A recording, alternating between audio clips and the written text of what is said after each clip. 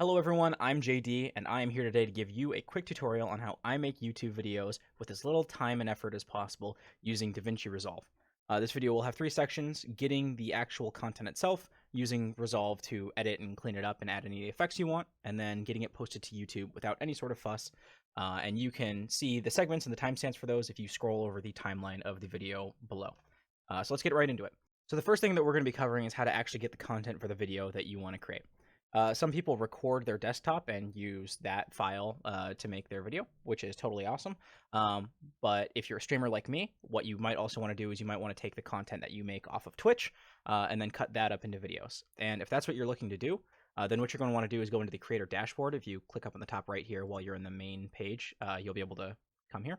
And under the content section, there's a video producer tab that shows all of the broadcasts and the highlights and everything that you have made. I believe by default it will save for the past 14 days. So anything you see here that says past broadcast, this is the full VOD taken basically directly off of your stream. What I like to do is I like to highlight it and cut off just the ends so that I don't have the intro and the outro sections. And then that should give you a highlight that it saves forever, and you can use that to just download it and have all of your content. And once you do that, you can just click on these little three dots here and click download. Based on how large it is, it might take more or less time to download. Obviously, this one's 4.5 hours, this one's 6 hours, this one's 14 minutes, this one's a minute and a half. So depending on how granular you want to get, you can spend more or less time downloading it. You can also use the highlight feature of Twitch to sort of cut off matches or games that you think might be interesting, and then just download those yourself. That's another way. Either way you do it, though, you should just be able to take the stuff right off of Twitch, download it, and you are ready to get into DaVinci Resolve and start editing your video. Okay, once you open up DaVinci, this is where the real magic happens when it comes to editing. So I'm going to go ahead and click on Untitled Project and open something up. And I think by default, it opens you up in the Cut tab. Now there's a couple of these: Media, Cut, Edit, Fusion, Color, Fairlight, and Deliver. As long as you are just a sort of a beginner editor and just trying to start making your own videos, the two tabs that are going to be really important for you are Edit and Deliver. We'll get to that. But as long as we load into Cut, what I'm going to do is I'm going to right-click and click on Import Media here, which you can also use for Control-I. I have a folder full of finished videos, and we're just going to use one of those so that I don't have to actually make and edit a video on this video. So we're going to go ahead and throw in that video. We're going to change the frame rate. It seems like that makes it easier, so I always do that. And then all you got to do is drag it onto the timeline here. Perfect. So now the whole video is on this timeline, and you can see, you can adjust some things to make it so that you can see a little highlight of the video at each, every 10 seconds or so. You can see the audio levels as we go through. And look at that. We have our 13-minute video, nice and cool and neat. I'm going to zoom out a little bit with this so you can kind of see the whole track in here all by itself. Sweet, now we have a Dead by Daylight video, JD here, and welcome back to another episode of One Perk Wraith. There you go. It's starting to play, and I've got the game. There's gameplay going on in here. Cool. Now we've got our full video. So maybe you took a highlight, and you're like, okay, I've got now this one game, but I want to edit it a little bit, and it's not quite ready. So the first thing that you might encounter is you might say, hey, you know what? This video is it has everything I need, but there's a little too much in the ends of it. There's some dead space. How do I get rid of that? And there's two ways. The first way is you can click on the video itself, and then you can drag it to shorten it or lengthen it. But this is sometimes a little imprecise. So what you can also do is you can say, hey, I want to cut out this part from I want to cut out this first talking part. So what I do is I have my commands downloaded from Premiere Pro, which is a really cool thing about this, that you can import your commands. I have my cut command set to K. So you can go into keyboard customization here, and actually you have a really, really wide range of control with the stuff you do. One of the things that was really nice for me was being able to go in and say, go to timeline here, and for Razor, I was able to make my keystroke K.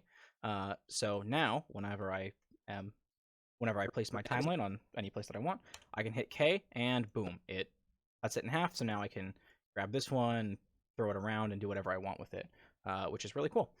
So let's say that this part was just dead air, this first couple of seconds after I recorded the video. All I need to do is cut it here and hit delete, and then boom. I can also select this area, delete that, and then it starts right on time. There's no dead space right at the beginning. Awesome. You can do this with anywhere else in the video that you want. I could say, hey, look, I'm not talking there. Cut there. Cut here. Boom. Delete that. And oh yeah. But now you might be wondering, well, okay, I can't just go cutting willy-nilly though, because it'll look really weird without any sort of transitions or anything like that. And that is true. So what you're gonna want to do is this toolbox down in the bottom left has a lot of the stuff that you're gonna want. When it comes to video transitions, I use two mainly.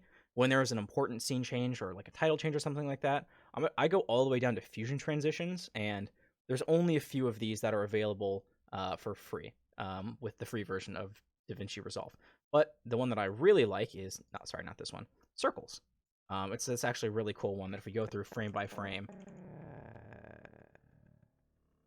there's this really neat circles effect. And I apologize for the volume. But you can see right there, there's a pretty cool circle effect there. There we go. So this is it doesn't load super fast with the video up here, but that being said, you could say like, okay, I want to try to see what different effects are like, but I'm actually getting really annoyed by that audio that's coming in like from the video. I don't want to listen to that. Do I have to turn my computer volume off? You don't. If you want to make the video volume down, all you got to do is go to this audio tab up in the timeline up here and just set that to something really low, and then you can basically just not hear it. We've got. Oh, would you look at that? Boom. And there you go. Okay, but now what if you say, okay, that's nice, but I don't really want a big flashy transition. I just want something that's really subtle to go from one scene to the next with a lot of continuous action. Well, that's pretty easy. We can just cut out a big section here, and let's say that this part we didn't really want anyways. We just wanted to go straight from here, outside, to here, around this house. Cool. We're going to go ahead and set that all the audio for everything back down to basically nothing. And then we're going to check out the iris transitions. And these basically, they have a bunch of different shapes, but what they do is they basically just slide one sequence right on over the next sequence, and you can transition right into it. My favorite is the triangle left because it has a pretty big, or has a pretty subtle effect, but it also, people won't see it and be like, hey, what the heck is going on here? You can also make it longer and shorter, all of these transitions. That'll obviously lengthen it or shorten it. So let's take a look. And boom, you've got the video from one scene sliding over the video to the next scene. Obviously with these iris ones, you don't want to keep them too long, but as you can see, let's try that again in slow motion. Let's try this again in slow motion, just so that you can see kind of what's going on here. Ooh, and boom, slides right over. A lot of the times the video is going to be a little laggy when you're watching it in this little viewer, but not to worry, that doesn't show up in the video itself. That's just DaVinci Resolve doesn't want to spend that many resources putting the video up. Okay, now let's say that you've gone through your whole video and you've said, all right, I've cut out the parts of the dead air that I don't want to have in there. I've added some transitions in there that make the stuff a little bit smoother. But what if I want to add stuff in at the end or the beginning, or how do I do all that stuff? Well, there's a couple things you can do, and there's actually ways that DaVinci Resolve makes it really easy for you to carry this stuff forward from one video to the next. So if you go to the bottom right of your DaVinci Resolve screen in this little house there and click on Project Manager, you can actually select a completely different video. The media here is offline because I've actually deleted the source videos in my downloads folder once I posted it to YouTube. But you can still see like where I've put in the transitions here. You can see, let's go all the way to the end, and booyah. So you might be like, hey, what are these? So these are what I put at the end of all of my videos in order to make a little outro sequence. There are a million ways to do an outro sequence, but I'm pretty lazy, so here's what I do. I'm just going to copy and paste. I'm going to select all of these, and I'm just going to copy them. Obviously, Control-C is my shortcut there. And if you go up to the top here, I can switch between Untitled Project and this previous one. And all I got to do is throw these ones on in here with a Control-V, and boom. So this first one is just a title, which you can go to, again, the toolbox here, Titles. Just use all of these, and they give you ways to put text on the screen, which is really nice. I just had a black background because you can overlay these onto the actual video itself. Let me go a little bit further back so that you can see what it looks like over the actual video. Right, so it's all transparent. It's only black because there's no other video there. And you can customize the colors and everything actually in it, which is really cool. So I can say, I want the word stream to be highlighted in bright red. that everyone knows. And boom, you can do that. You can change the font for anything. You can change the facing, the size, the tracking. It's really, really customizable, which is really awesome. So I really love that about there. You can also add in some drop shadows, backgrounds, etc. You can, move stuff up and down with these position sliders. It's pretty neat. And then if we zoom in a little bit, you can actually drag um, these tiny little chevrons at the beginning, at the end. You can drag them, and that will create a fade out effect for you. So let's go ahead and do that, and you're gonna watch as this stuff fades.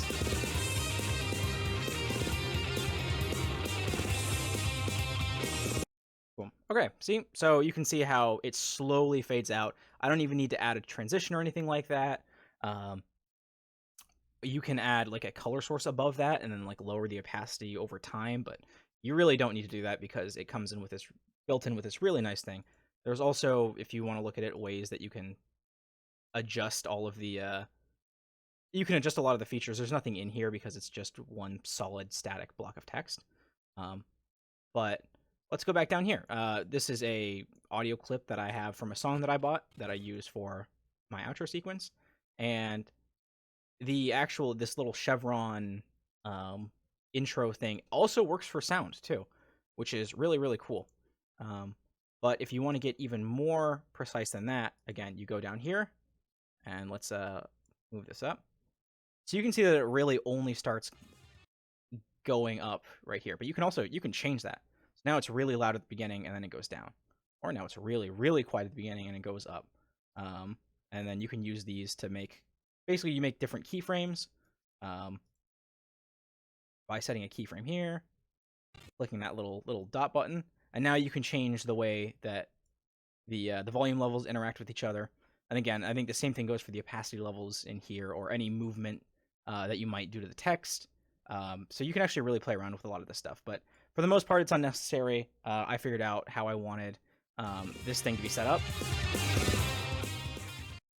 Obviously, there I made a little change right there, but it's fine how it is for the most part. And all I do for these guys is between videos, I just go ahead, throw this on here so that it's right here. Make sure to click the snap button if that's not already selected, so that your selections can just snap right on into place. If not, then what can kind of end up happening is you try to put it here and, I accidentally jutting into the video part that's over here, or there's a little dead space right here. So snap right here. And if you want to cut out the audio for something, but not the video, what you can do is you can select it and you can say like this part, which is all audio and video combined. You can unclick this chain button, and now, boom, you can move. Boom. Now I can cut a part of a video, but not part of the audio.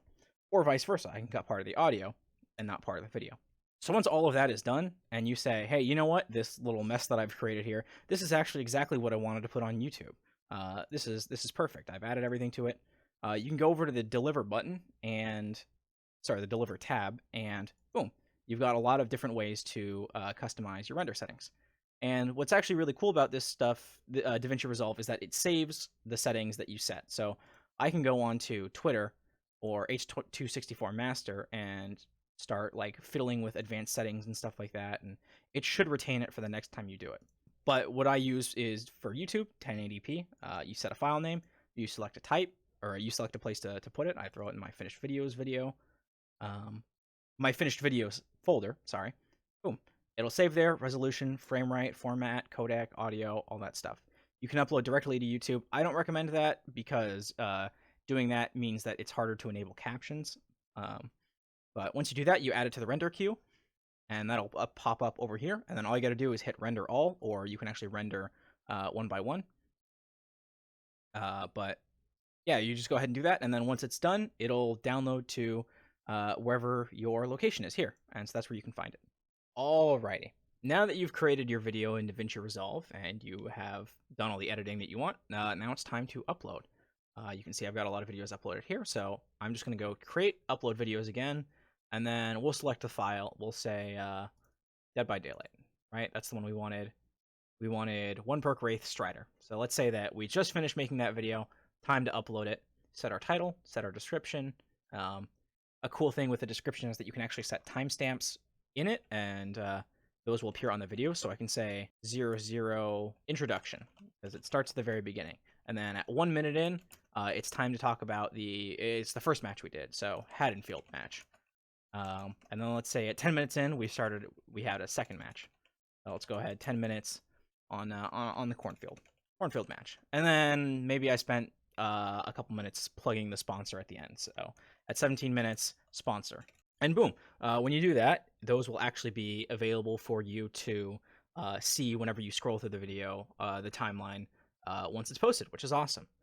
So then you want to set a thumbnail, which you can make in any number of different art programs. What I like to do is I like to use Metabang Paint Pro, and then I'll send it to my Telegram desktop app on my laptop, which then I can actually access right away on my PC, which is really nice. So let's go ahead and look for that one perk Wraith Strider thumbnail, and boom, look at that. Doesn't that look cool? You can set a playlist to assign the video to, which is super useful if you want to group your videos like that. I always just click that because I swear in my videos. And then one of the big things when it comes to accessibility is this language and caption certification area, which again was under the show more thing, so it's not easy to see.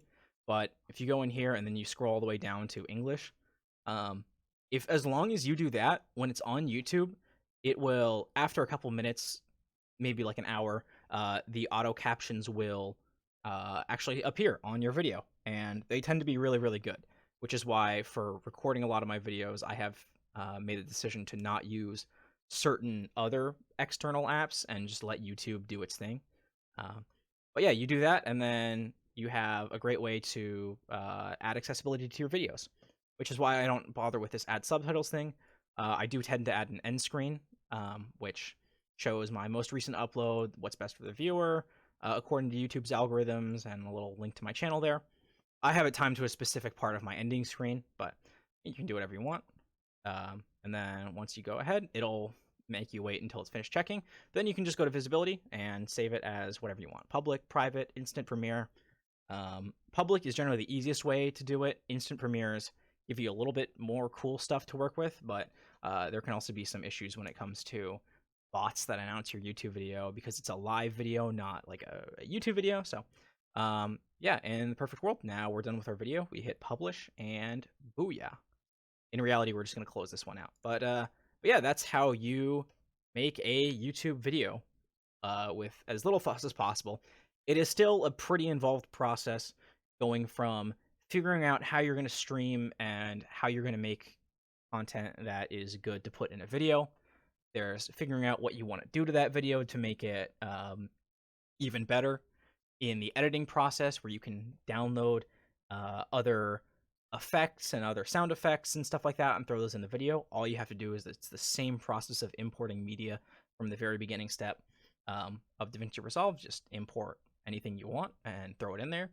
And then when it comes to YouTube, personally, I find that making the thumbnails takes the most time. Videos do take a little while for them to check and verify so that they know that you're not stealing any copyright stuff, quote unquote stealing any copyright stuff.